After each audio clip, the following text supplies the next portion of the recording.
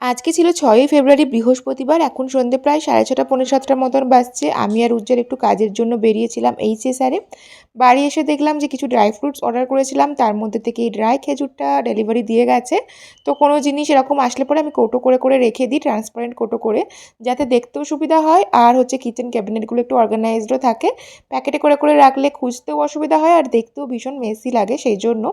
আর যেহেতু দুপুরবেলা একটু ঘুম হয় না তোজোকে নিয়ে, আর তারপরে বিকেলে বেরিয়েছিলাম, সেজন্য মাথাটা বেশ ধরে গেছিলো। তো বাড়িতে এসে আদা দিয়ে লবঙ্গ দিয়ে একটু কড়া করে চা বানালাম।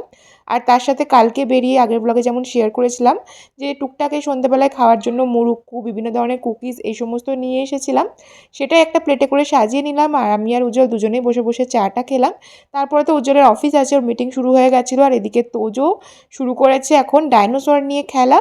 যখন এই টিভিতে বলবে যে জুরাসিক পার্ক এগুলো চালিয়ে দিতে, আর ওখানকার যে ফাইট সিনগুলো আছে মারামারি ডাইনোসরের এইগুলো, সেগুলো হচ্ছে ওর যে 3-4টে ডাইনোসর আছে সেগুলো নিয়ে করতে থাকে।